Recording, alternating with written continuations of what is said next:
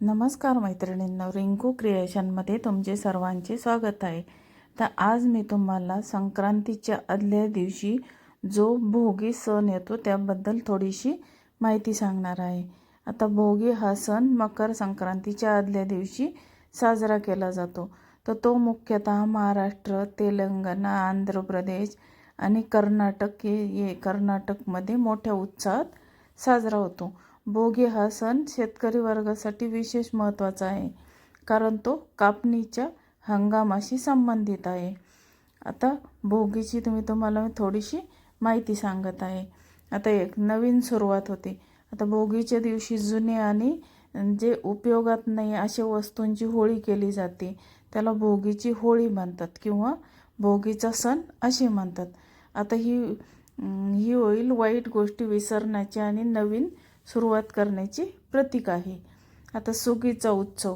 आता शेतकऱ्यांसाठी हा सण कापणीच्या हंगामाची सुरुवात दर्शवतो. शेतातून आलेल्या नवीन धान्याचे महत्त्व या दिवशी अधोरेखित केले जाते. आता यामध्ये खाद्य संस्कृतीमध्ये काय, भोगीच्या दिवशी विशेषतः तिळगुळ, उडीद, मूग, हरभरा डाळ यांचा समावेश असलेला पदार्थ केला जातो. त्याला भोगीची भाजी असे म्हटले जाते. या दिवशी भोगीची भाजी, खिचडी आणि तीळ लावून भाकरी केल्या जातात. आता सांस्कृतिक परंपरा काय आहे, तर घराघरामध्ये स्वच्छता केली जाते, सजावट करण्यासाठी रांगोळी काढली जाते, मुलांना नवीन कपडे घालायला देतात. आता यामध्ये भोगीचे गीत, महिला हे भोगीच्या दिवशी गाणी म्हणतात, नृत्य करतात आणि या गाण्यातून आपला सणाचे महत्त्व आणि सामाजिक संदेश दिले जातात. आता भोगीची सकाळी सुरुवात. सकाळी उठून तिळाचे उटणे लावणे, आंघोळीच्या पाण्यामध्ये तीळ टाकून भोगीची दिवसाची सुरुवात केली जाते.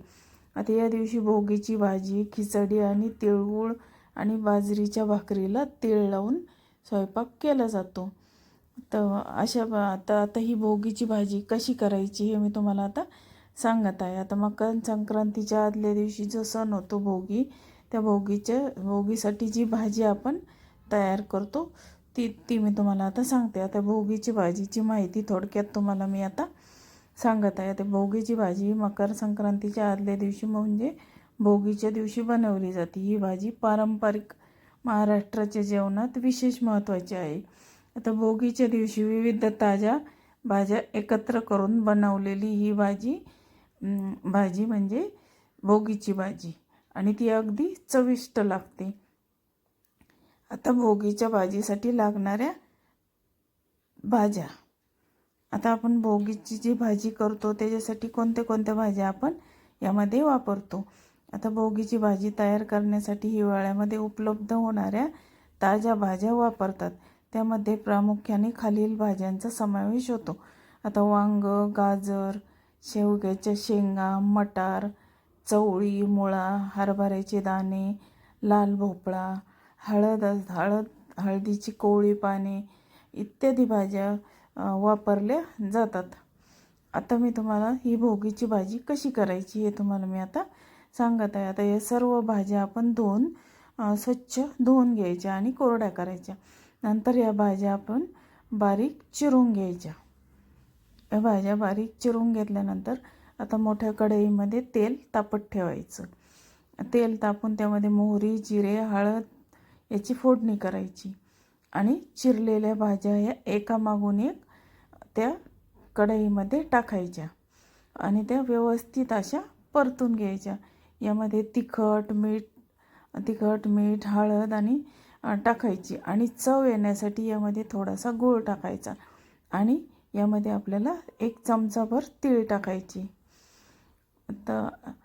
आणि ती भाजी छान शिजेपर्यंत मंद गॅसवर ठेवायची आणि नंतर भाजी ही शिजत आली की नंतर त्याच्यावर थोडीशी कोथिंबीर आणि नारळ किसून नारळाचा किस आपण त्यामध्ये टाकायचा आहे.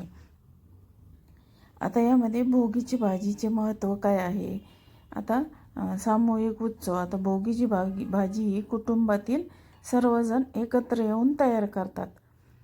भोगीची भाजी ही एकत्र येऊन तयार करतात. आता आरोग्यासाठी त्याचे खूप फायदे आहेत. या भाजीत विविध प्रकारच्या भाज्या असतात, त्यामुळे ते पोषण मूल्य आपल्याला त्यापासून मिळते.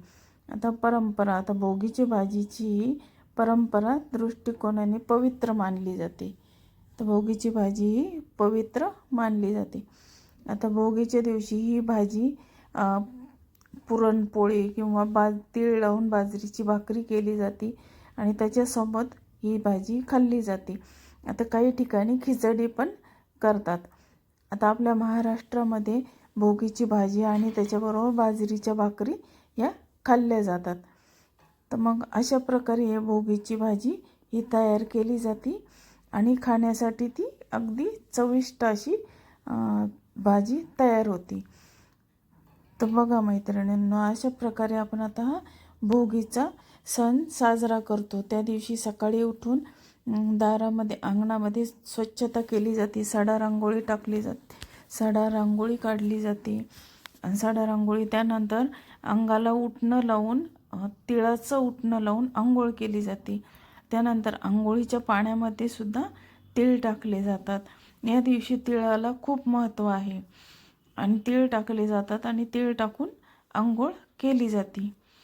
आंघोळ केली जाते आणि त्यानंतर देवाची पूजा केली जाते आणि देवाला सुद्धा तिळगुळ त्या दिवशी दिला जातो. भोगीच्या दिवशी देवाला सुद्धा तीळ वाहिले जातात आणि देवाला सुद्धा आंघोळ घालताना तिळाची उटणी लावली जाते आणि तिळाच्या पाण्याने आंघोळ घातली जाते. तर मग अशा प्रकारे ही भोगीची सुरुवात होते सकाळी.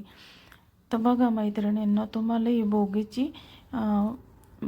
भोगीची माहिती कशी वाटली? तुम्हाला जर ही माहिती आवडली असेल तर तुम्ही माझ्या चॅनलला लाईक, शेअर आणि सबस्क्राईब जरूर करा आणि तुम्ही सुद्धा अशा प्रकारे भोगीची भाजी नक्की करून बघा. धन्यवाद.